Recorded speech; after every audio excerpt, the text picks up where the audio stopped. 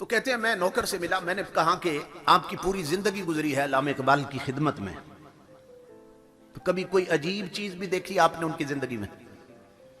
تو وہ رونے لگ گیا اور کہنے لگا کہ علامہ صاحب نے مجھ سے وعدہ لیا تھا کہ میری زندگی میں یہ راز فاش نہیں کرنا ہے، اب چونکہ وہ نہیں رہے، دنیا سے جا چکے ہیں، اس لیے اب میں بتاتا ہوں۔ میں نے کہا کیا بات؟ کہنے لگے کہ ایک رات میں اپنے کمرے میں سو رہا تھا، رات کے 3 بجے کا وقت ہوگا، 2 3 4 بجے کا وقت، پچھلا پہر تھا، تو علامہ اقبال نے نا مجھے جگایا آ کے، تو مجھے کہنے لگے کہ میرے ایک معزز مہمان آئے ہیں تو وہ لسی پینا چاہتے ہیں، اور جاؤ کہیں سے تازہ لسی بنوا کے لاؤ۔ وہ نوکر کہتا ہے میں اٹھا اور پریشان ہوا کہ اس وقت مہمان آئے ہیں اور لسی پینا چاہتے ہیں، تو یہ لسی پینے کا کون سا وقت، اور اس وقت لسی کہاں سے ملے گی؟ خیر میں نوکر تھا، اب کیا کرتا، میں کچن کی طرف گیا، برتن اٹھانا چاہا، اقبال نے کہا میں خود دھو کے دیتا ہوں۔ اقبال نے اپنے ہاتھوں سے نا برتن خود دھویا اور مجھے دیا، کہا جاؤ لسی لے کے آؤ۔ میں آنکھیں ملتا جا رہا تھا گلی میں، اب لسی کہاں سے ملے گی اس وقت؟ کہتا ہے میں اسی مخمسے میں تھا کہ جب گلی کا میں نے موڑ کاٹا نا، تو میں دیکھ کر حیران ہو گیا کہ ایک کھوکھا بنا ہے، ایک بابا بیٹھا اور لسی بنا رہا ہے۔ میں حیران ہو گیا، یہ راتوں رات دکان کیسے بن گئی، کھوکھا کیسے بن گیا، اور اس بابے کو میں نے پہلے کبھی نہیں دیکھا۔ یہ بھی سوال تھا یہ کون ہے، اور دل میں خوشی بھی ہوئی کہ چلو کام قریب سے ہو گیا، دور نہیں جانا پڑا، تو یہ صبح تحقیق کریں گے یہ کھوکھا کسی نے بنایا۔ میں گیا بابا جی کے پاس، السلام علیکم، وعلیکم السلام، علیک سلیک کے بعد میں نے کہا جی لسی بنا دے۔ انہوں نے لسی بنا کے دی۔ جب مجھے برتن تھمایا انہوں نے، تو میں نے کہا بابا جی کتنے پیسے ہیں؟ تو وہ ہنس کے فرمانے لگے لے جاؤ، اقبال سے ہمارا معاملہ چلتا رہتا ہے،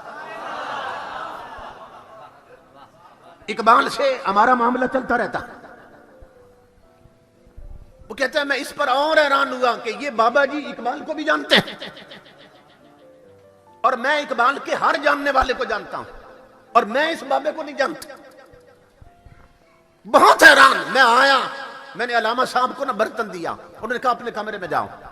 میں اپنے کمرے میں بیٹھا تھا چارپائی پہ، وہ مہمان کی خدمت میں گئے اور لسی پیش کی، تھوڑی تھوڑی باتوں کی آواز آ رہی تھی۔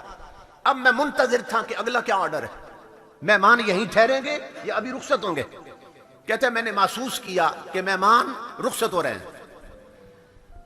میں نے دیکھا سین میں مہمانوں نے اقبال کو سینے سے لگایا، پیشانی چومی اور نکلے۔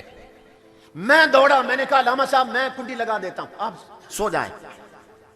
اقبال اپنے کمرے میں نے کنڈی نہیں لگائی، میں نے پیچھے نکلا کہ دیکھوں تو صحیح آدھی رات کو آنے والا کہاں جا رہا ہے، یہ مہمان کون تھا؟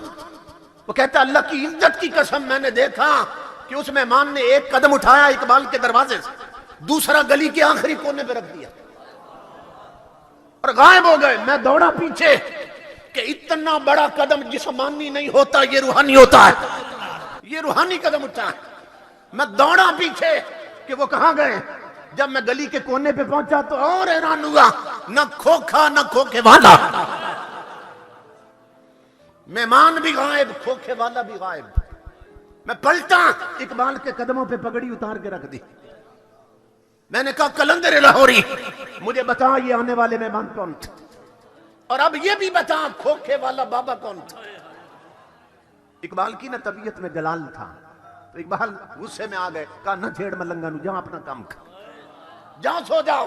میں نے ہاتھ جوڑے، میں نے کہا زندگی گزری ہے خدمت میں، مجھے اتنا تو بتا دے آج، اور یہ کون آئے تھے اور وہ کھوکھے والا کون تھا؟